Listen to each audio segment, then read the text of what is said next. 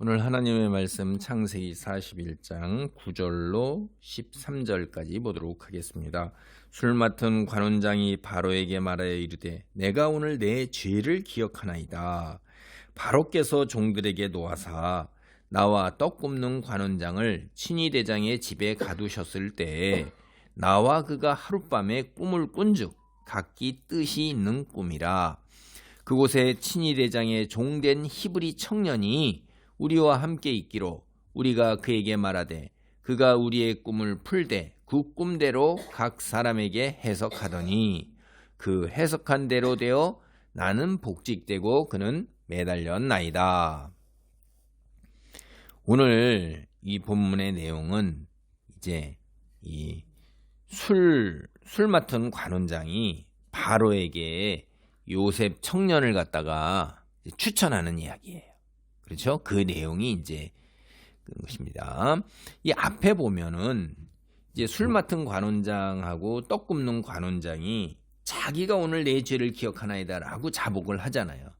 그게 우리가 40장 1절에 보면 이렇게 나오고 있어요. 애구방의 술 맡은 자와 떡 굽는 자가 그들의 주인 애구방에게 범죄한지라. 그래서 그들이 갇혔잖아요. 근데 이제 꿈을 꿨단 말이에요. 동일한 꿈을 동일한 날에. 물론 이제 동일한 꿈이라는 게 제가 여기 세 가지라는 게 이제 동일한 거고 내용은 다르지요. 그래가지고선 그 꿈을 풀어줬다 이 말이에요. 풀어주고 나서 사흘 후에 그 꿈 해석한 대로 술 맡은 관원장은 이제 바로의 손에 그 술잔을 받들어들여서 전직을 회복했어요. 그런데 떡 굽는 관원장은 매달려서 죽었어요. 요셉의 해석처럼 그렇게 된 거죠. 그런데 술 맡은 관원장이 요셉을 기억하지 못하고 그를 잊은 거예요. 그리고 2년이 이제 지나서 바로가 꿈을 꾼 게 살진 일곱암소와 흉악한 일곱암소, 그 다음에 그 충실한 일곱 이삭과 그리고 가늘고 마른 일곱 이삭, 이 꿈을 깨고 이제 번민해서 몽땅 다 이 꿈을 풀어봐라 그랬는데 그것을 바로에게 해석하는 자가 없었더라 이 말이에요. 그러니까 그때 불현듯 이제 술 맡은 관원장이 탁 떠오른 겁니다. 이게 이제 프로이트식으로 얘기하면 잠재의식이라고 그러는 거예요. 어떤 것을 우리가 계기가 되는 그런 것들, 자극이 있을 때 잊어버렸던 일들이 기억이 의식의 세계로 탁 올라오는 거예요. 그러니까 잠재의식 속에 갇혀 있었고 내가 의식하지 못하던 것이 갑자기 불현듯 의식하게 되는 것입니다. 그러니까 이게 이 사람들이 해석을 못하니까 갑자기 탁 하고 아이고 해석하니까 술 맡은 관원장이 아이고 내가 내 죄를 기억하나이다 이렇게 얘기하는 거죠.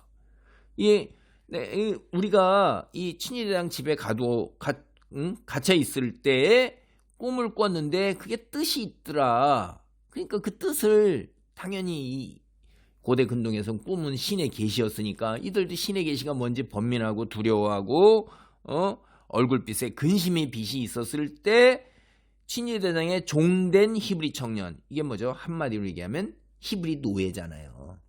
노예가 우리 꿈을 풀어줬습니다. 그래서 그 해석한 대로 나는 복직되고 떡 굽는 관원장 그는 매달렸나이다. 다 이 얘기를 하는 거예요. 여러분 지금 이 얘기가 무슨 얘기예요? 왕의 측근에서 옆에 있는 사람이 왕에게 이야기를 한다 이 말이에요. 요셉의 이야기를 하는 거예요. 요셉의 이야기를 어떻게 들을 수가 있어요? 보디발이 갑자기 뜬금없이 친위대장이라고선 우리 집에 히브리족 노예가 있는데 일을 참 잘하나이다 이렇게 얘기할 수가 없는 거잖아요. 우리가 세상 살면서 다 보세요. 무엇이든지 그 이야기의 흐름상에 때가 있어가지고 그게 계기가 됐을 때 딱 자연스럽게 실마리를 풀어가는 거지 어거지로 갔다가 뭐 툭 하고선 집은다고 이게 지금 너 뭔 소리 하고 있는 거냐? 갑자기 엉뚱하고 뚱딴지 같은 소리가 나올 수가 없는 거잖아요. 이런 게. 그러니까 이야기의 흐름상에서 보세요.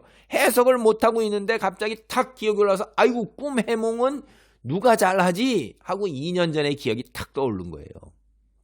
여러분 이게 그동안에 전혀 꿈 해몽에 관한 일들이 계기가 되는 일이 없었다 이거예요. 2년 동안. 그래가지고서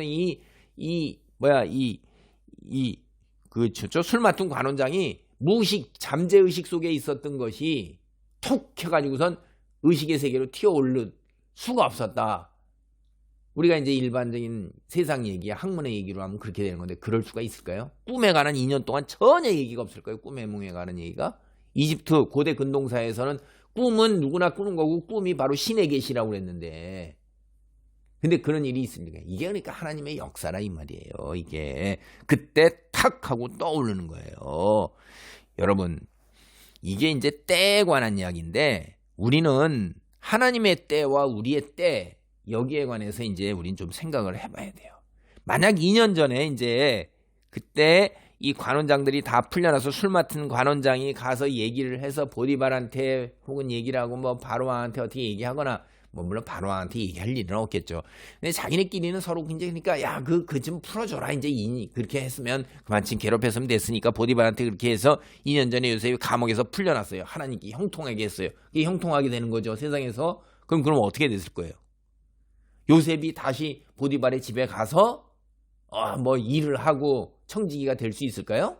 아니 아내가 버젓이 살아있는데 거기 아내가 있는데 불가능하잖아요 그거. 그럼 어디로 갔겠어요?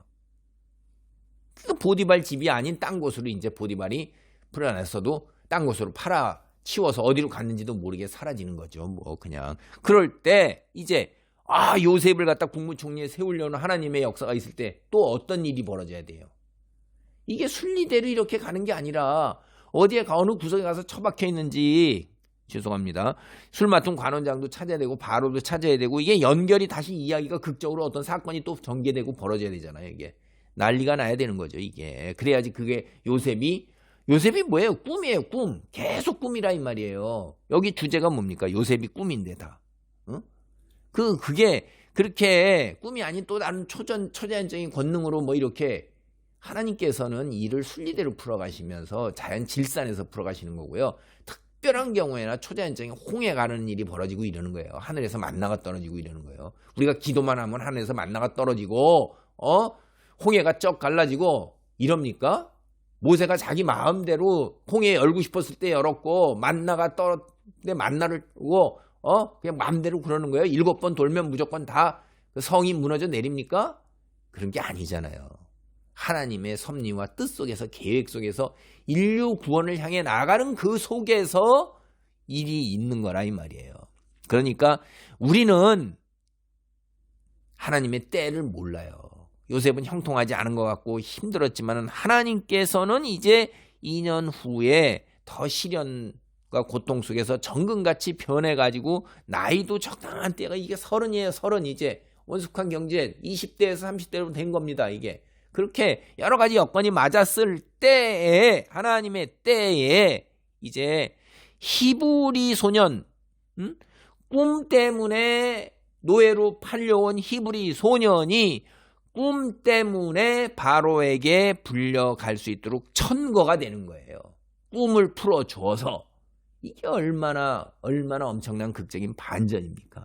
그러니까 이런 극적인 반전은 우리가 주님만을 기다리면서 고통 속에서도 그냥 울고 좌절하고 실망하고 낙담하고 그냥 될 대로 되라 이렇게 살아가는 게 아니라 하나님만 믿고 의지하면서 평안을 가능하면 평안하고 두려움과 근심과 불안과 낙담이 아닌 하나님이 주시는 그 평안을 누리면서 믿고 의지하고 스스로 평안하고자 그런 믿음을 가질 때 때가 되면 내 때가 아닌 하나님의 때가 이르면 하나님이 극적인 반전 속에서 우리 눈에서 눈물을 닦아주시면서 만인 앞에서 하나님의 영광을 드러내면서 우리를 만인이 울어보는 영화로운 자리에다 올려놓으신다 이 말이에요. 이게 요셉이에요.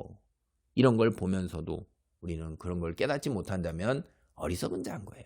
그래서 하나님께서 우리를 그렇게 하실 것이라는 그런 소망 이거 포기하지 말아야 돼요. 그리고 하나님께 소망을 갖고 하나님을 믿고 의지하고 그리고 일상생활에 충실해야 되는 거예요. 빛이 되어야 되는 거예요. 무엇보다도 하나님을 섬기듯이 죽게 하라 하신 예수님의 말씀을 따라서 모든 일에 죽게 하듯 하나님 앞에서 거짓 없이 드러나도록 우리 이실직고하게 돼 있잖아요. 하나님 앞에 갔을 때 내가 이중적인 것 이렇게 했나이다. 이거 얼마나 부끄러운 거예요. 그게 아니라 신실하게 알아주던 못 알아주던 결국 마지막에는 하나님께서 알아주고 그들도 알아주는 날이 오게 되는 거죠. 설사 그리 아니하실지라도 라는 다니엘의 친구의 고백과 같이 믿음이란 건 그런 거예요. 내가 모른다 이 말이에요. 하나님의 때를. 그러나 하나님께서 분명히 합력하여 선을 이루신다 하셨사오니 믿고 나아갑니다. 그게 그리 아니하실지라도 나는 모른다 이거예요. 그러나 하나님은 그러신 분이 아니니까 그걸 믿고 나가는 거예요. 이게 요셉의 믿음이었고 우리 그리스도인이 본받아야 할 믿음인 것입니다. 하나님 감사합니다. 이제 2년 후에 때가 이르러서 요셉이 하나님 앞에 부르러 나가게 될 계기가 마련되는 것을 봅니다. 내 때가 아버지 하나님이여 나는 내 때를 고집하지만 하나님께서는 당신의 섭리 가운데 하나님의 때를 우리에게 이야기하며 기다리고 참고 인내하라 하십니다. 믿음의 자리에서 하나님 믿고 의지하고 순종할 수 있도록 붙들어 주옵소서. 예수님의 이름으로 기도하옵나이다. 아멘.